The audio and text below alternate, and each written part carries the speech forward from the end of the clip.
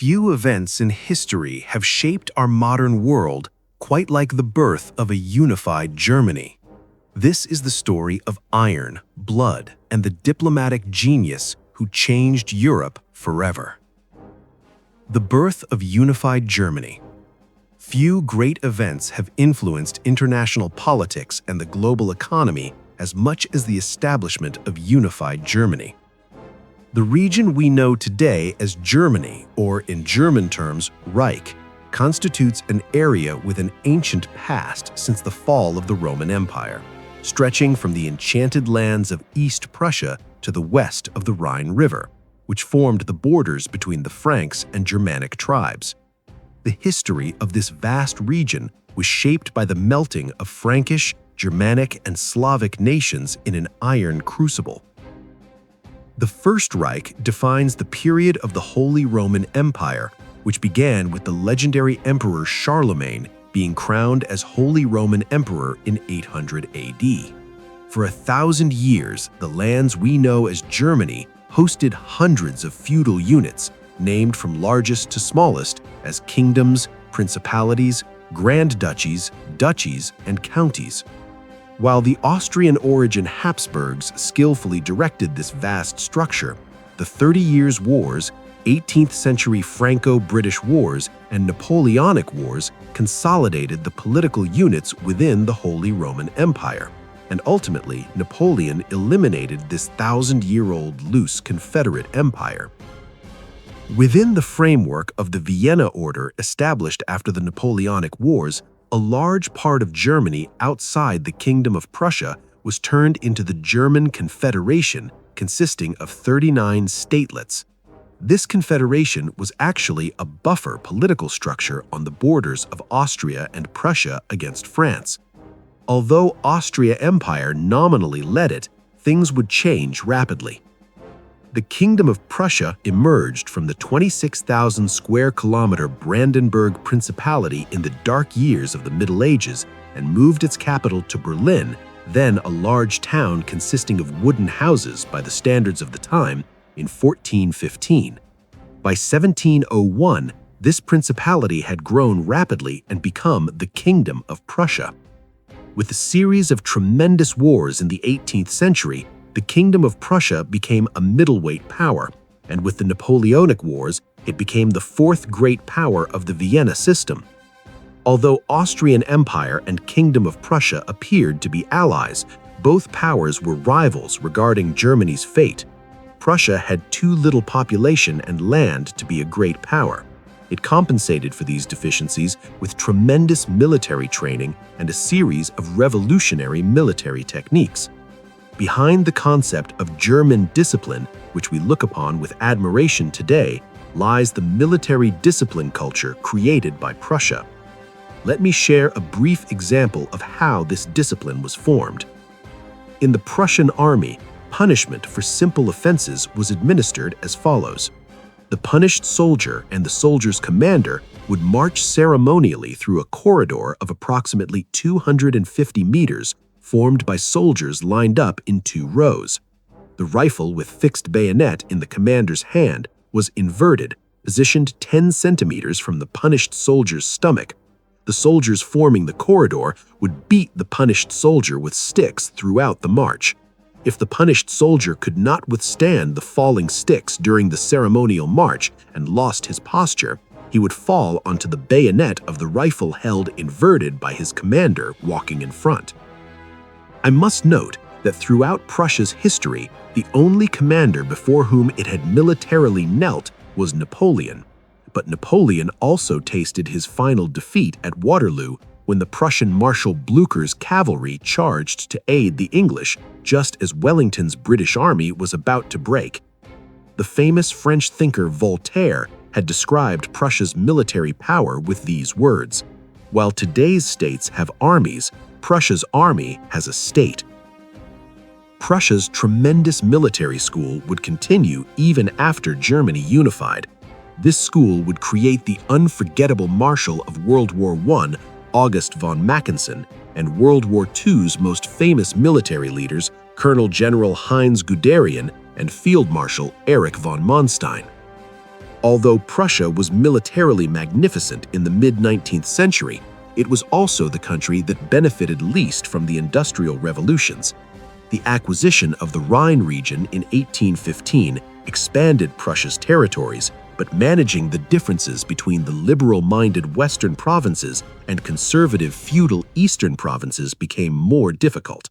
However, Prussia's most successful maneuver would be the customs union, or by its original name, Zollverein, which it established step by step with the German Confederation, consisting of 39 German statelets.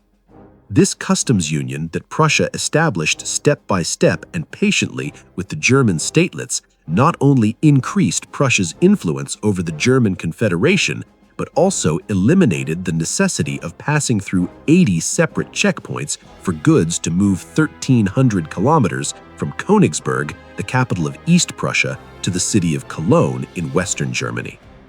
The Zollverein Customs Union was the world's first institutional large-scale customs union. This model would later form the conceptual infrastructure of the European Union. Against Prussia's economic leadership over the German Confederation, Austria still had an undisputed political supremacy. However, the Austrians made an important mistake by not joining this customs union to protect their own industries. Prussia's economic leadership would gradually transform into political leadership as well. While the Austrians had Russia's full support on the Germany issue, Austria's neutrality during the Crimean War in favor of the British, French, Piedmont, Ottoman coalition against Russia eliminated the friendship between the two great powers.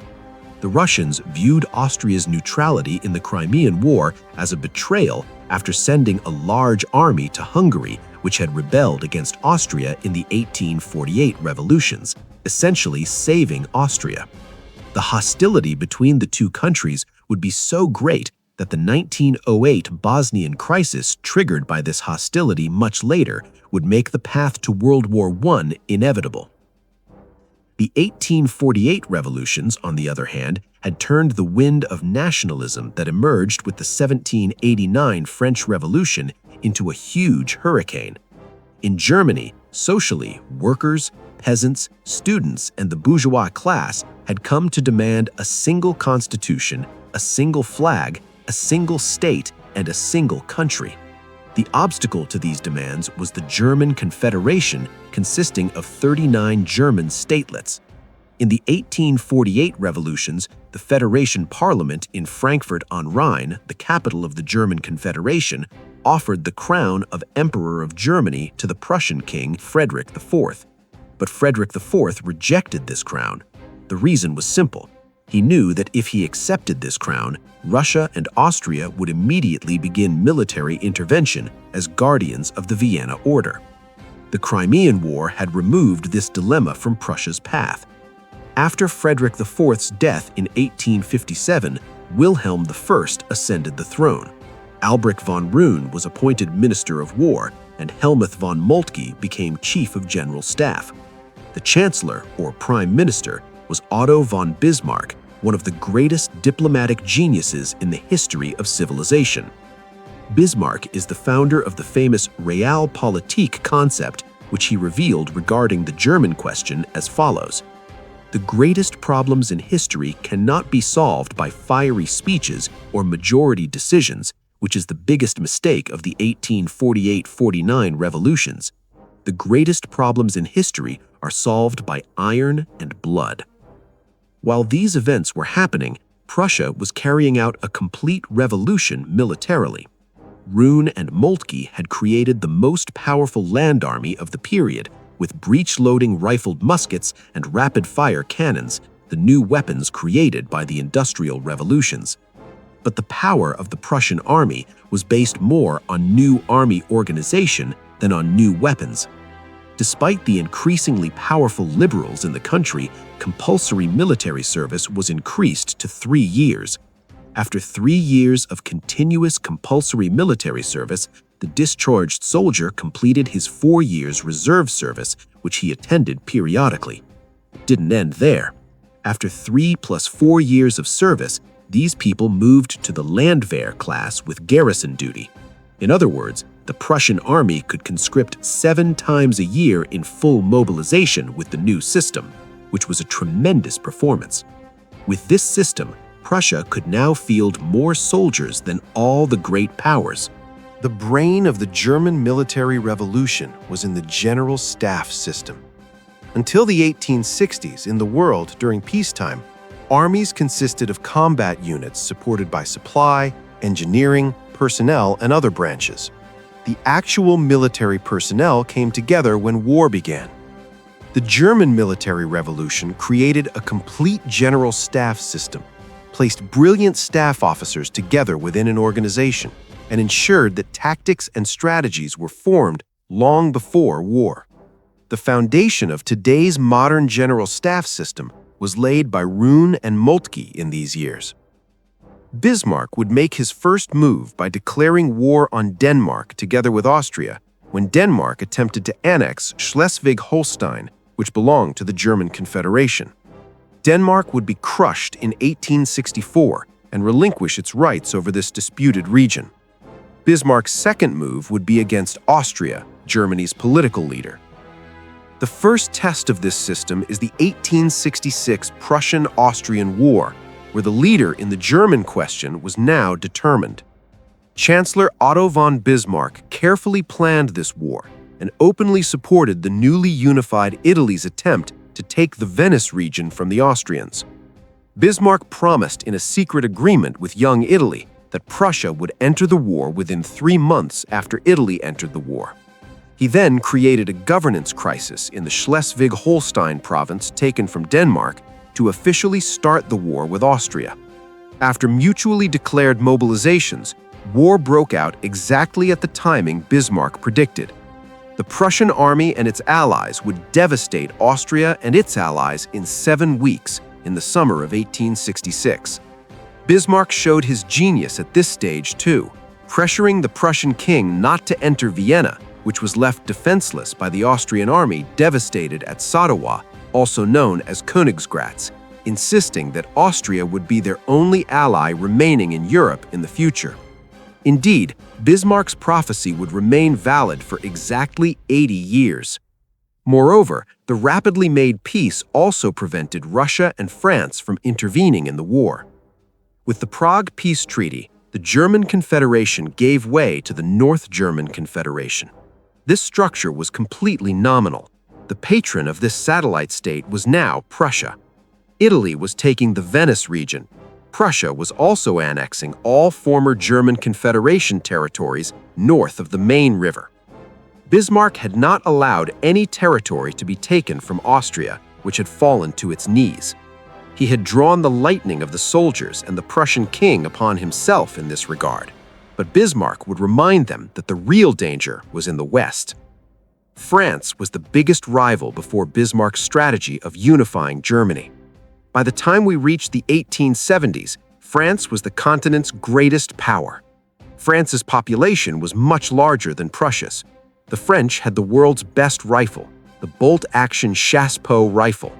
French armies had gained great experience in Crimea, Italy, and overseas colonial wars. The French also had a new weapon, la mitrailleuse, a machine gun. Bismarck's maneuver this time was to provoke France into war to bring the southern German states of Baden, Württemberg, Bavaria, and Hesse-Darmstadt, which had not yet joined the North German Confederation, into this union under Prussian control. Bismarck's main strategy was to draw France into war, create a new Napoleonic fear in the German states, and bring them under Prussian hegemony under the name Unified Germany. However, this gamble was quite dangerous.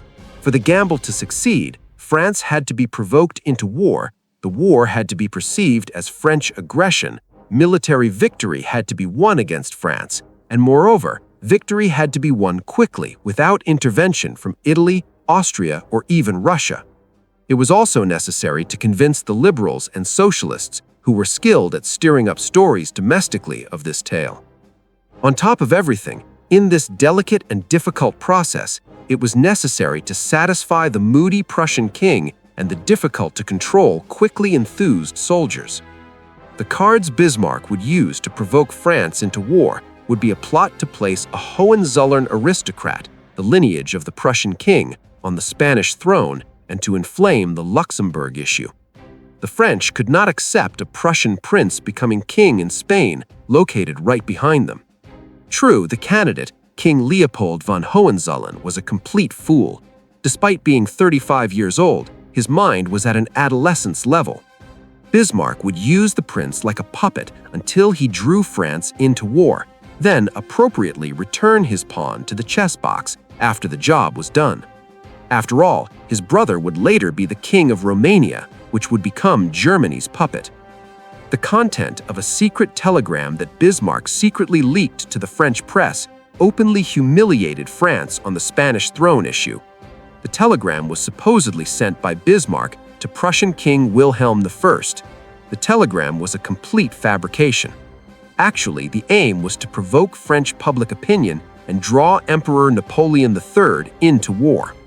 Napoleon III had missed his last chance to rein in Prussia during the Prussian-Austrian War in 1866. The correct French policy would have been to immediately declare mobilization and preserve the status quo by threatening an attack on Prussia's Rhine territories. When Napoleon III drew France into war, the Prussian General Staff's strategy was ready. They transported their armies of tremendous size westward by railways and devastated the French at Sedan.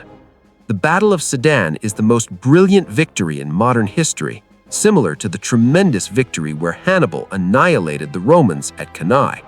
So much so that full 104,000 French soldiers and Napoleon III fell prisoner to the Prussians. The Prussians would advance rapidly, and Paris would be besieged. While cannon sounds were heard in Paris, Prussian King Wilhelm I would come to the famous Palace of Versailles on January 18, 1971, accompanied by Bismarck, and be crowned as Emperor of Unified Germany in the palace's unforgettable Hall of Mirrors. During the coronation ceremony, the sounds of ongoing clashes during the siege of Paris could be heard. This was a terrible certificate of shame for the French. In the hall where French kings and emperors were crowned, an enemy king was wearing the imperial crown of unified Germany. To describe its equivalent through an imaginary scenario, it could be depicted as a fictional but unbearable event to contemplate, like the Greek king coming to Topkapi Palace and being crowned Oppiusamus. 1 month before the coronation ceremony, while the war continued, Bismarck dictated to the parliament of the North German Confederation, which had become Prussia's puppet, that they should join unified Germany, and the Emperor of unified Germany would be the King of Prussia, and had this voted on and approved by the parliament. Despite these tremendous events, the moody Wilhelm I was slightly upset with Chancellor Bismarck. The emperor's title was Deutscher Kaiser, that is, Emperor of Germany. Wilhelm I's desire, however, was to be crowned with the title Emperor of the Germans. Bismarck stated that this was not possible, that this title would be a threat to Austria's sovereignty, and the emperor had to settle for the title Emperor of Germany. The new German Empire had also become the continent's greatest power, and now the curtain had risen for a multipolar world. The British Empire would realize this bitter truth exactly 30 years later. And so, through brilliant diplomacy and ruthless warfare, Bismarck forged a nation that would reshape Europe forever.